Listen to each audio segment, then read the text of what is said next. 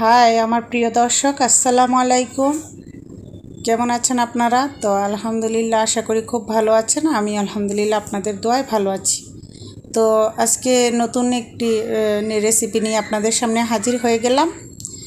আর আজকের রেসিপিটি দেখে বুঝতেই পারছেন, একটা শাক। তো যারা নতুন আছেন তাদের জন্য এই ভিডিওটি, আর পুরাতন যারা আছেন তারা দেখেন। শাক আমি যে এরকম মূলা শাক নিয়েছি। তো মূলা শাকটা আমি কিন্তু একদম নিচের অংশটাও ফেলে দিইনি, আমি এটা চিকন করে যেভাবে কেটে ধুয়ে নিয়েছি। দেখুন খুব সুন্দর করে ধুয়ে নিয়েছি। এখন আমি একটা পাত্রে পানি বসিয়ে দিয়েছি। ওটাতে এখন আমি আমার যে শাকগুলো আছে কাটা, ওগুলোকে আমি যখন পানিটা বলক চলে আসবে তখন আমি এখানে দিয়ে দিব। কারণ পানিটা বলক আসা পর্যন্ত আমি অপেক্ষা করব। তার কারণ হলো, পানিটা যদি বলক আসার আগে আমি শাকটা দিয়ে দিই, শাকের কালারটা নষ্ট হয়ে যাবে, খেতে ভালো লাগবে না। তো এই জন্য পানিটা বলক আসার পরেই আমি দিয়েছি। আর দিয়েছি একটু লবণ।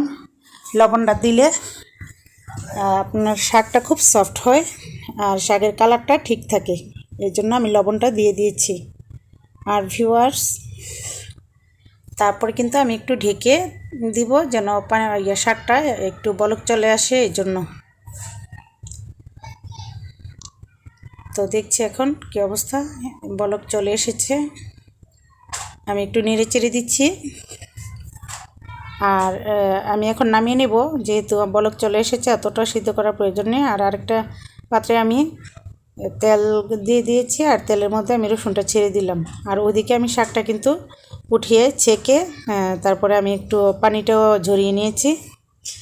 তো রসুনটা দেখুন একটু হালকা ব্রাউন কালার হয়েছে। তো আমি এখন দিয়ে দিব কয়েকটা কাঁচামরিচ কেটে। কাঁচামরিচটা দিলে না একটা গ্রান চলে আসে। আর একটু আমি লবণ দিয়ে দিলাম। লবণটা দিলেও কিন্তু আপনার রসুনটা ভাজাটা ভালো হয়, আর গ্রান ভাজাটা ভালো হলে কিন্তু খেতেও সুস্বাদু লাগে।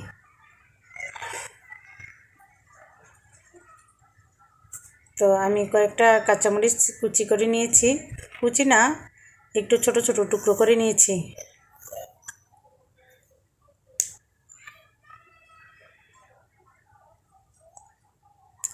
তো আমি দিয়ে দিয়েছি কাঁচামরিচগুলো।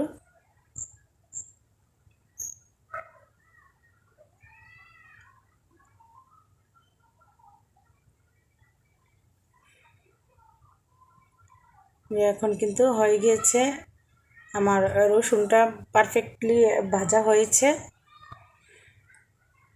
এখন আমি দিয়ে দিব একটু হলুদ। হলুদটা দিলাম কেন, এটা কালারের জন্য দিলাম, যেন আমার শাকের কালারটা নষ্ট না হয়, এই জন্য দিয়েছি। হলুদটা দিয়ে শাক ভাজলে শাকের কালারটা কিন্তু একদমই সবুজ থাকে। তো আমি শাকটা এখন দিয়ে দিচ্ছি।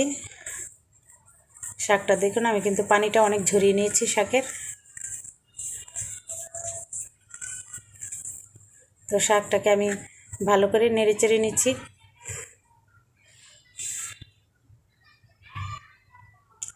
তারপরে আমি এখন ঢাল ঘুটনি দিয়ে একটু ছেঁচে দিব শাকটাকে, তাহলে কিন্তু শাকের মধ্যে ভালো করে রসুন তারপরে তেল এগুলো ভালো করে মিশতে পারে।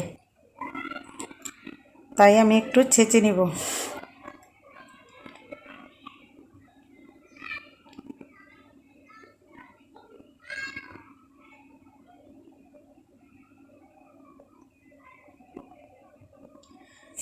আর যেহেতু মূলা শাক, আমি আর কিছুই এখানে ইউজ করব না। তবে আপনাদের যাদের ধনেপাতা খেতে ভালো লাগে তারা কিন্তু একটু ধনেপাতা কুচি করে দিয়ে দিতে পারেন। আমি মাঝে মাঝে দেই, আবার মাঝে মাঝে দেই না।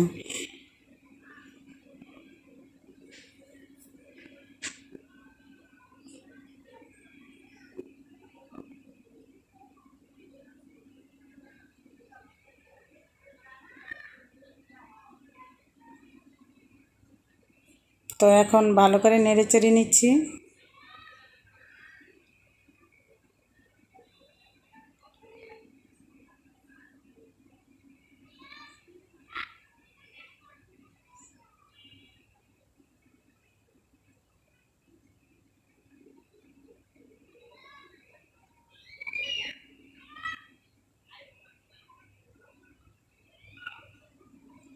তো এখন আমি একটু সার্ভ করে দেখাচ্ছি। হয়ে গিয়েছে আমার শাকটা।